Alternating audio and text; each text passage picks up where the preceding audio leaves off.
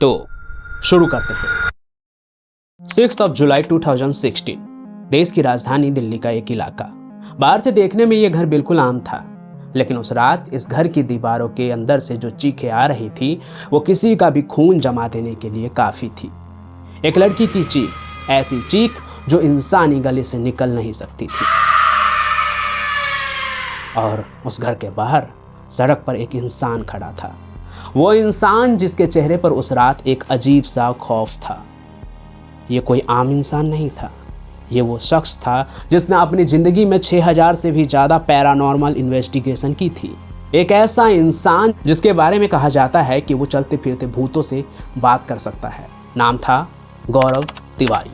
Police के फाइलों में अगर आज भी आप गौरव तिवारी का केस ढूंढेंगे तो वो आपको एक अनसुलझी पहेली ही मिलेगी। उनकी अचानक हुई मौत पर आज भी बहस होती है। कुछ लोगों का मानना है कि भानगढ़ के किले में उन्होंने खुलेआम कह दिया था कि वहाँ कोई भूत नहीं है, और जैसा कि आपने देखा मुझे कोई भूत नहीं मिला, और उसी बात का बदला वहाँ की नेगेटिव एनर्जी ने ले लिया। कुछ लोग एक कदम और आगे जाते हैं।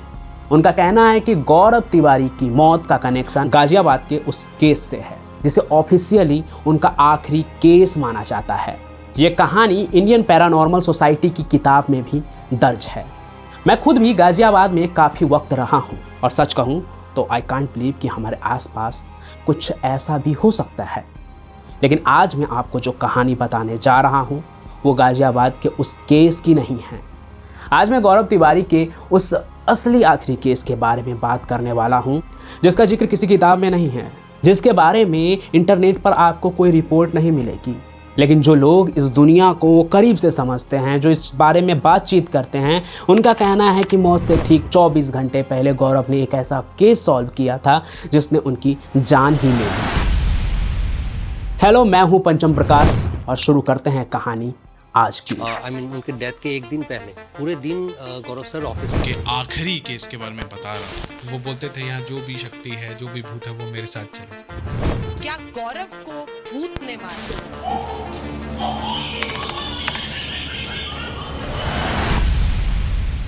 कहानी शुरू होती है साल 2009 से, जब गौरव तिवारी ने इंडियन पैरानॉर्मल सोसाइटी की नींव रखी थी। इनका काम उन केसेस को इन्वेस्टिगेट करना था जहां साइंस के पास कोई जवाब नहीं होता था, जिसका सीधा कनेक्शन इस दुनिया से नहीं बल्कि आत्माओं की दुनिया से हो। ऐसे ही एक शाम दिल्ली की जनकपुरी से गौरव तिवारी के फ़ोन पर एक कॉल आता है। फ़ोन पर एक घबराई हुई आवाज़ थी जो कह रही थी कि उनके घर में एक लड़की है जिसकी हालत बहुत ख़राब है। वो ऐसी हरकतें कर रही है जो किसी भी एंगल से इंसानों जैसी नहीं है। जाहिर सी बात है गौरव की टीम इस केस को लेने वाली थी, पर गौरव की तबीयत कुछ ठीक नहीं थी, कुछ डिप्रेस से रह रहे थे वो, इसलिए इस केस को सॉल्व करने उनकी टीम जाने वाली थी। लेकिन पिता की आवाज़ सुनने के बाद गौरव ने कहा कि वो खुद इस केस को लीड करेंगे। शाम ढल चुकी थी। जनकपुरी जाने के लिए तैयारियां शुरू हो गई। EMF मीटर, कैमरा, रिकॉर्डर सब कुछ गाड़ी में सेट कर दिया गया। गौरव गाड़ी के फ्रंट सीट पर आकर बैठ गए, जबकि बाकी टीम पीछे थी। तभी पीछे बैठे एक टीम मेंबर ने कुछ ऐसा नोटिस किया जो पहले किसी भी केस में नहीं हुआ, और वो बात थी खुद गौरव का बेचैन होना। एक मेंबर ने कहा भी, अगर कोई दिक्कत है तो घर पर रुककर आप आराम कर लीजिए। गौरव नहीं माने। उन्होंने कहा सब ठीक है, बस आजकल ऐसा लगता है कि कोई नेगेटिव एनर्जी मेरे अंदर बैठ गई है जो बस मेरे हार मानने का इंतजार कर रही है। ये लाइन सुनकर गाड़ी में सन्नाटा छा गया। टीम मेंबर्स एक दूसरे की शक्ल देखने लगे। ये वो इंसान कह रहा था जो कभी किसी साए से नहीं डरा। खैर, कुछ ही देर में गाड़ी जनकपुरी के उस बिल्डिंग के नीचे पहुंच गई। गौरव जैसे ही गाड़ी से बाहर निकले, उन्हें ऊपर वाले फ्लैट से चीखने की आवाज़ें साफ सुनाई देने लगी। पूरी सोसाइटी में एक दहशत का माहौल था। लोग उस बिल्डिंग के पास जाने से भी कतरा रहे थे, पर गौरव तिवारी इस हालत में भी बिना एक सेकंड सोचे उस बिल्डिंग के अंदर दाखिल हो गए।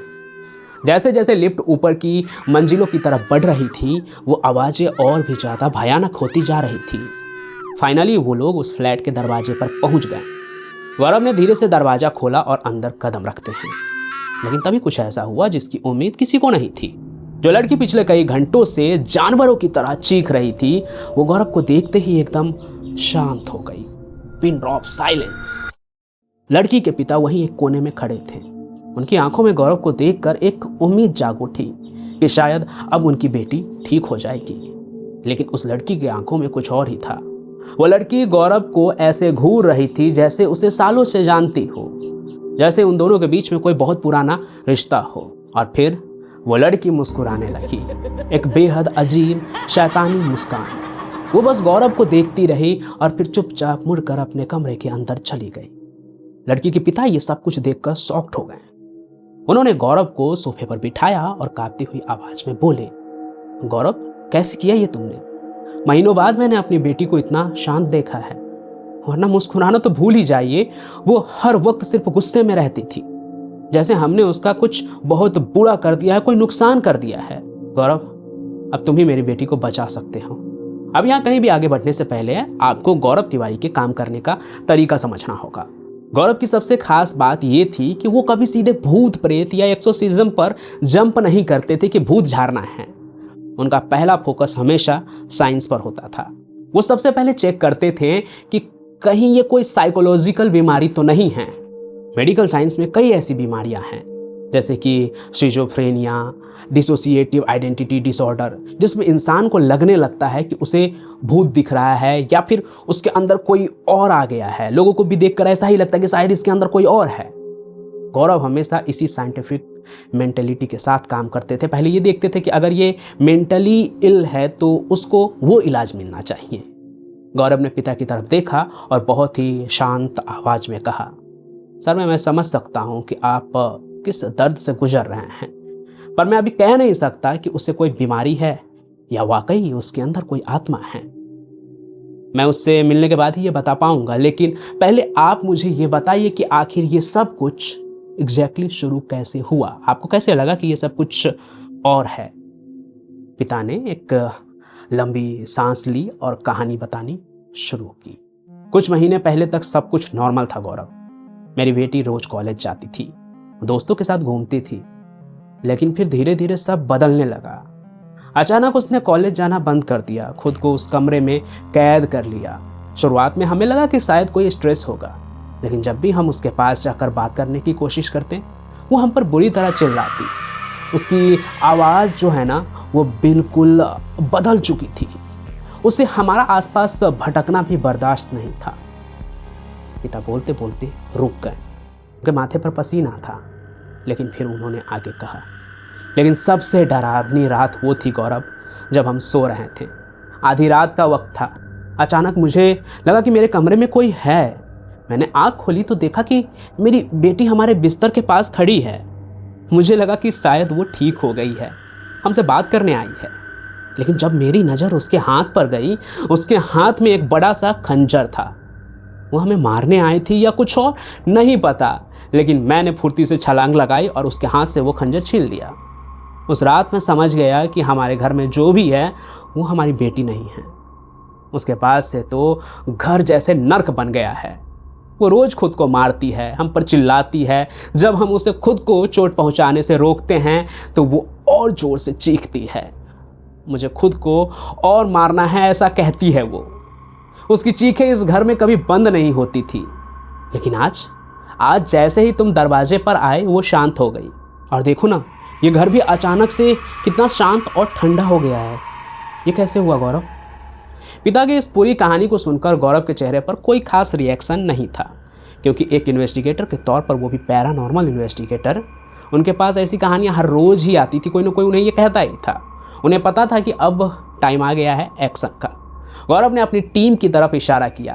वो समझ गए कि गौरव कह रहे हैं कि जल्दी से EMF मीटर्स निकालो, कैमरा निकालो, सब कुछ घर में इंस्टॉल करो। टीम तुरंत अपने काम पर लग गई। पूरे घर में सेटअप लगा दिया गया ताकि अगर इस घर में कोई एनर्जी, कोई स्पिरिट जो कम्युनिकेट करना चाहती है तो वो इन मशीन के जरिए सामने आएगी, जैसा कि हमेशा होता है। अब असली खेल यहाँ से शुरू होता है। आमतौर पर बहुत घंटों के इंतजार के बाद किसी एक कैमरे पर कोई फ्लैश आता है या कोई हलचल रिकॉर्ड होती है, लेकिन इस जनकपुरी वाले घर में जो हो रहा था उसने पूरी टीम की होश उड़ा दिए। कुछ ही मिनटों के अंदर घर का हर एक कैमरा फ्लैश करने लगा। ऐसा लग रहा था जैसे वो मशीनें किसी भारी एनर्जी को बर्दाश्त नहीं कर पा रही है। हर कैमरे के सामने कोई ना कोई ऐसी चीज़ कैद हो रही थी जो पैरानॉर्मल थी। और जब बात EMF मीटर की आई तो रीडिंग आउट ऑफ कंट्रोल थी। जैसे ही गौरव एक ईएमएफ मीटर लेकर उस लड़की के कमरे के दरवाजे के पास पहुंच गए, मीटर की सुई पागलों की तरह घूमने लगी। वो रीडिंग्स इतनी वियर्ड थी कि गौरव समझ गए कि अंदर जो भी है वो कोई आम साइकोलॉजिकल बीमारी नहीं है। अब वक्त आ चुका था उस कमरे के अंदर कदम रखने का। गौरव ने धीरे से उस कमरे का दरवाज़ा खोला। अंदर एकदम अंधेरा था। वो लड़की अपने बिस्तर के बीचों बीच बैठी हुई थी, बुत बनकर। उसकी नजरें सीधा दरवाजे पर थी। जैसे ही उसने गौरव को अंदर आते देखा, उसके मुंह से सिर्फ 3 लफ्ज़ निकले, आ गया तो। गौरव ने उसे घूर कर देखा, जैसे वो समझने की कोशिश कर रहे थे कि क्या ये एंटिटी उन्हें सच में जानती है। गौरव ने पूछा, कौन है तू? आई कम इन पीस, मैं यहाँ किसी को हर्ट करने नहीं आया हूँ। लड़की एकदम चुप रही, कोई रिएक्शन नहीं। गौरव ने एक कदम आगे बढ़ाया और दोबारा पूछा, मैंने पूछा कौन है तू? क्या तू मुझे जानती है?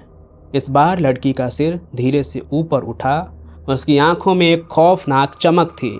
उसने बहुत ही ठंडी आवाज़ में कहा, इस घर की हर एक आत्मा तुझे जानती है। हमें ही तो साथ लेकर घूमता है तू, आज एक और को लेकर जाएगा। ये अल्फाज सुनते ही गौरव के रोंगटे खड़े हो गए, लेकिन डर इस बात का नहीं था कि उस लड़की ने क्या कहा। डर इस बात का था कि गौरव को यह आवाज़ उस लड़की के मुंह से नहीं बल्कि ठीक पीछे से आती हुई महसूस हुई। गौरव को ऐसा लगा कि उसके पीछे कोई खड़ा है जो पीछे से पूरी तरह लिपट चुकी है। एक इन्वेस्टिगेटर के तौर पर गौरव जानते थे कि ऐसे पलों में कुछ भी हो जाए, पीछे मुड़कर नहीं देखना होता है। वो बिल्कुल बुत बनकर खड़े रहे, लेकिन बाहर मॉनिटर रूम में जो चल रहा था वो और भी ज़्यादा डरावना था। उसने देखा कि एक फुटेज में दीवार के ठीक पीछे से कोई शैतानी चीज़ उन्हें घूर रही है। सिर्फ एक कैमरा नहीं, घर के कई कैमरों की फुटेज में अलग अलग जगहों से कोई खौफनाक साया उन्हें लगातार मॉनिटर कर रहा था। वो मेंबर ये सब कुछ देखकर पूरी तरह से डर गया। वो अपनी कुर्सी से उठा और भागते हुए सीधे उस लड़की के कमरे की तरफ गया। जैसे ही उसने कमरे का दरवाज़ा पूरी तरह खोला, सामने का नज़ारा देखकर उसके कदम वहीं रुक गए। कमरे के बीचों बीच गौरव तिवारी बिल्कुल स्टिल खड़े थे। ऐसा लग रहा था जैसे उनका शरीर उनके कंट्रोल में नहीं है। वो बुरी तरह से डरे हुए थे और सामने बिस्तर पर बैठी हुई वो लड़की बस मुस्कुरा रही थी। टीम के उस मेंबर ने आज तक गौरव सर को कभी इस तरह से घबराते हुए नहीं देखा था। उसने तुरंत बाकी टीम मेंबर्स को भी आवाज़ देकर वहां बुला लिया। जो इंसान 6000 इन्वेस्टिगेशन में कभी नहीं कांपा, वो आज ऐसे फ्रिज कैसे हो सकता है? सबको साफ महसूस हो रहा था कि इस लड़की के अंदर कोई एक आत्मा नहीं बल्कि बहुत सारी आत्माओं का झुंड है, और शायद उनमें से कुछ अब गौरव सर के ऊपर हावी हो चुकी है। कुछ देर बाद गौरव अचानक से होश में आए। उन्होंने अपने चेहरे पर हाथ फेरा और खुद को नॉर्मल करने की कोशिश की। एक प्रोफेशनल की तरह उन्होंने इन्वेस्टिगेशन पूरी की। लड़की अब एकदम बिल्कुल शांत हो चुकी थी। सारे फुटेज कलेक्ट किए गए, सबूतों को पैक किया गया। लेकिन जाने से पहले गौरव ने वही किया जो अपने हर केस के आखिर में करते थे। उन्होंने कमरे के बीच में खड़े होकर एक गहरी सांस ली और कहा, यहाँ जितनी भी आत्माएं हैं या जो भी शैतानी ताकत है, वो मेरे साथ चलो। बस इस जगह को, इस परिवार को छोड़ दो। गौरव के ये शब्द उनकी टीम को कभी भी हजम नहीं होते थे। टीम हमेशा सोचती थी कि ये इंसान सारी निगेटिविटी, सारी आत्माओं को अपने साथ आने का न्योता कैसे दे सकता है? ये कौन सा जज्बा था या ये कौन सी जिद थी? अपनी परवाह क्यों नहीं करते हैं? खैर, उस रात जब टीम वहां से वापस लौट रही थी तो गौरव तिवारी ने पूरे रास्ते एक लफ्ज भी नहीं कहा, और ये नॉर्मल बिल्कुल भी नहीं था। वो उस रात बहुत ही ज़्यादा शांत थे।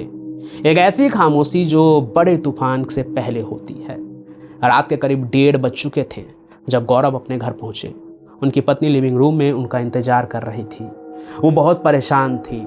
जैसे ही गौरव अंदर आए, उनकी पत्नी ने तुरंत सवाल किया, तुम इतने वक्त तक कहाँ थे? मैंने इतने कॉल्स किए, तुमने मेरा फ़ोन क्यों नहीं उठाया? बोलते क्यों नहीं? तुमने रिस्पॉन्ड क्यों नहीं किया? गौरव ने अपनी पत्नी की तरफ बहुत ही थकी हुई आंखों से देखा और धीमी आवाज़ में कहा, वो सारी एनर्जी लौट आई है। पता नहीं क्यों आजकल मैं जहाँ जाता हूँ मुझे काले साए नजर आते हैं। वो मुझ पे हंस रहे हैं, जैसे वो मेरा अंत देखना चाहते हैं। इतना कहकर गौरव चुपचाप अपने कमरे की तरफ चले गए। उनकी पत्नी वहीं खड़ी रह गई। वो कई बार गौरव को मना कर चुकी थी कि ये काम छोड़ दो, कोई आम नौकरी कर लो, ये भूतों की दुनिया इंसानों के लिए नहीं है। लेकिन गौरव कहाँ मानने वाले थे। और फिर वो मनहूस दिन भी आ गया। 7 जुलाई 2016 सुबह का वक्त था। सब कुछ बिल्कुल नॉर्मल लग रहा था। गौरव अपनी नींद से उठे, उन्होंने अपना फ़ोन उठाया, ईमेल्स चेक किए। कुछ नए इन्वेस्टिगेशन के रिक्वेस्ट थे, कुछ कॉन्ग्रेचुलेशंस के मेल भी थे, क्योंकि एक बड़ी मैगजीन में उनका फ़ोटो छपने वाला था। कहीं से भी कुछ भी अजीब या डिप्रेशन वाला साइन नहीं था उस दिन। वो कमरे से बाहर आए, अपने परिवार वालों के साथ बैठे, थोड़ी सी बातचीत भी की और फिर नहाने के लिए वापस अपने कमरे के बाथरूम में चले गए। परिवार वाले बाहर लिविंग रूम में बैठे थे कि तभी अचानक उन्हें बाथरूम के अंदर से कुछ जोर से गिरने की आवाज आई, एक भारी आवाज। सब तुरंत भागकर बाथरूम के दरवाजे पर पहुंचे। उन्होंने गौरव को आवाज दी, लेकिन अंदर से कोई आवाज नहीं आई।